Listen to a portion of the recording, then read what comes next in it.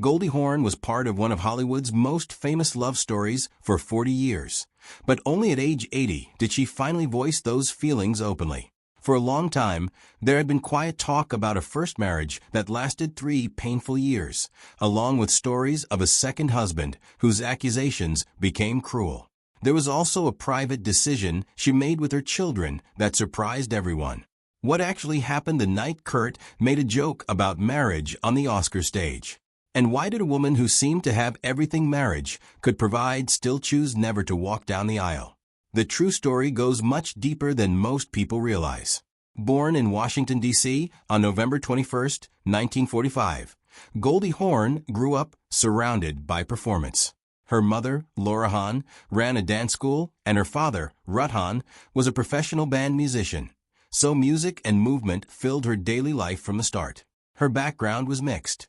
Her mother came from Hungarian Jewish immigrant stock, while her father had Presbyterian beliefs with German and English roots. Raised Jewish in Tacoma Park, Maryland, Goldie experienced a world broader than that of many children around her. That early environment pushed her toward the stage very young. She began ballet and tap at only 3 years old, and this was no small childhood pastime.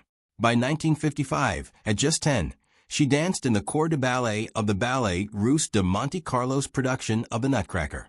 While other kids were still learning school recitals, Goldie was already in a serious professional setting, building discipline, timing, and the stage confidence that would later make her look effortless before millions. Her confidence only grew. At 18, she made her stage debut as Juliet in a Virginia Shakespeare Festival production of Romeo and Juliet, a central and demanding role. Taking on that part so young showed she believed she belonged in serious performance. Around the same time, she studied drama at American University, but soon made a bold choice. She dropped out not from lack of talent, but from a desire to move faster. Instead of waiting, she opened her own ballet school and taught dance while still around 19 years old. Most people that age are still finding themselves, but Goldie was already building her own path, trusting her instincts over a safe, predictable route. That decision turned her from a student into a working performer and signaled that she would never wait for permission.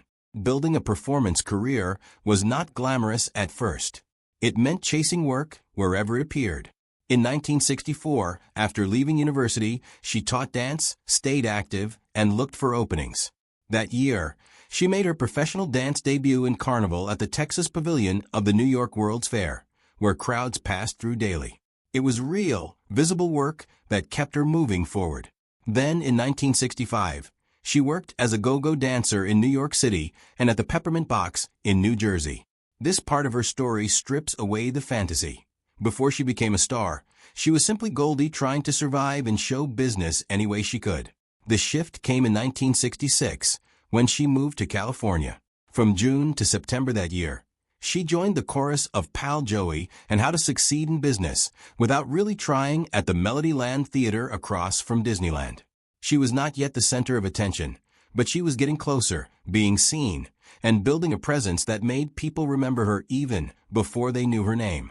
In 1967, a talent agent spotted her in a television chorus line, opening the next door.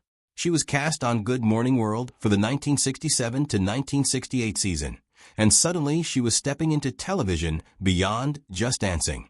She was often typecast as the dumb blonde, which could have trapped another performer, but Goldie understood something vital. What seemed light on the surface could still be powerful if played correctly. She knew how to use charm and timing to make people watch her without forcing it. Instead of being buried by that image, she turned it into her standout quality. That became clear in 1968 when she joined Rowan and Martin's Laugh-In. This was not just another role, but the moment that changed her life. The show was already a massive hit, and Goldie arrived at its peak energy. Her bubbly, giggly, dumb blonde persona became one of the program's most memorable features, making it impossible to discuss Laugh-In without thinking of her. What made it work was that it was never random. The image looked carefree, but the performance underneath was smart and controlled. She understood how innocence, a nervous laugh, a silly line, or a bright expression could stick in people's minds. What appeared easy was actually precise. That sudden success completely changed her standing in Hollywood. The old idea that she was just a funny blonde from television could not survive after Cactus Flower.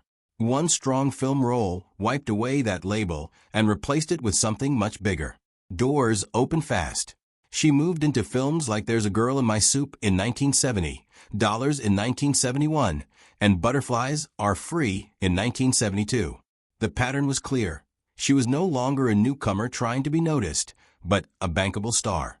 What makes her movie rise even more interesting is how quickly it began. In the one and only, genuine original family band, she met a very young Kurt Russell, who was only 16 while she was 21. It meant nothing romantic then, but it later became a strange little detail that looked much more important in hindsight. Years later, she stopped being only a star and started becoming the force behind the work itself. That shift became clear with Private Benjamin in 1980.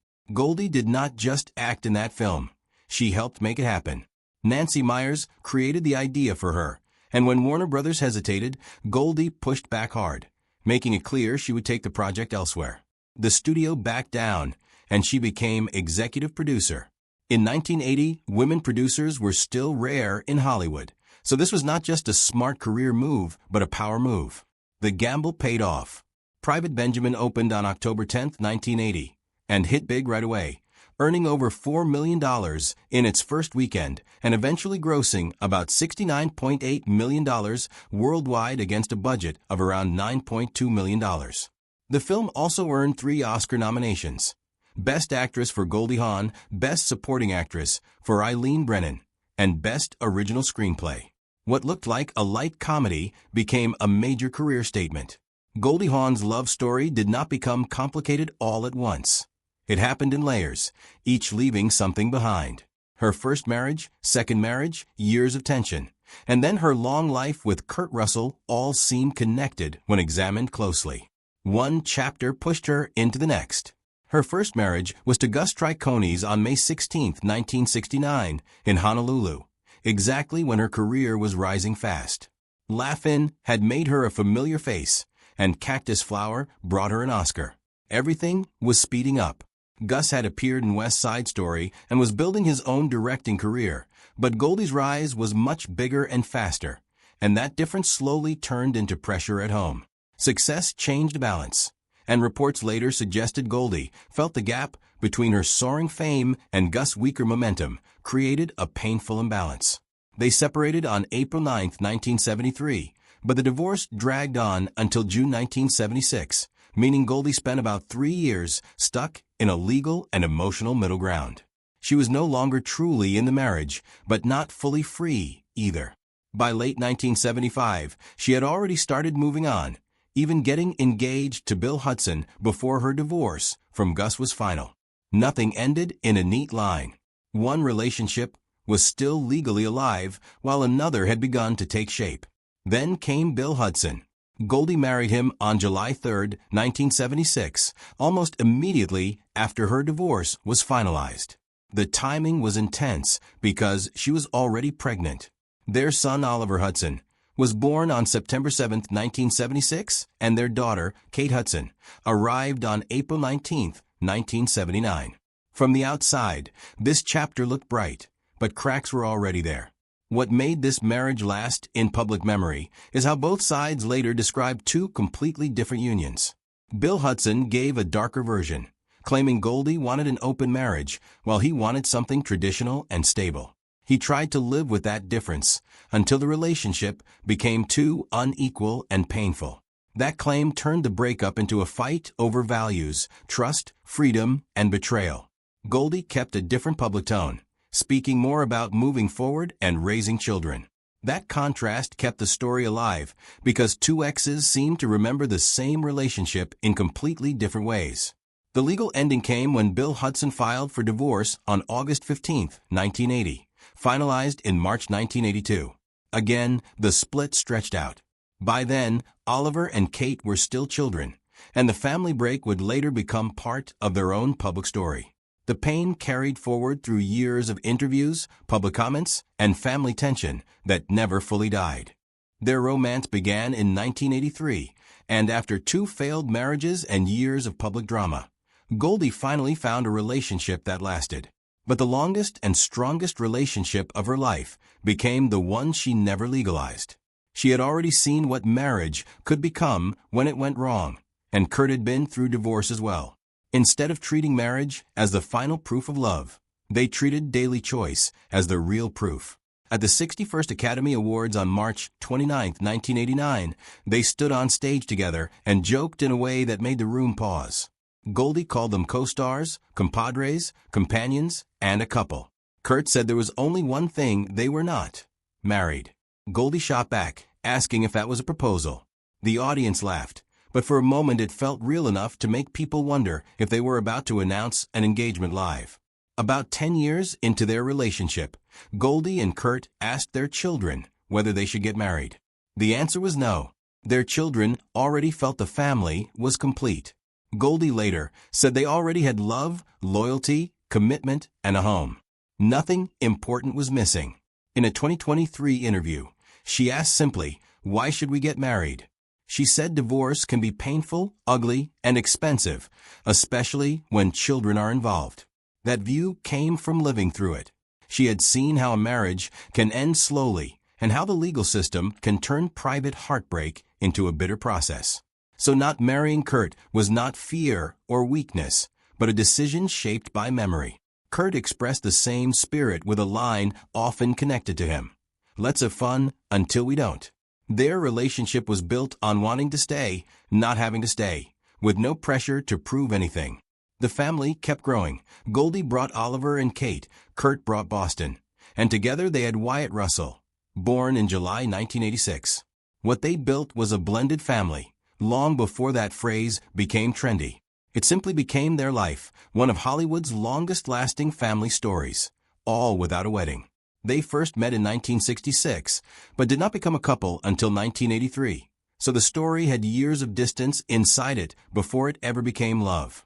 Once it began, it lasted across parenthood, fame, career changes, and decades of public attention.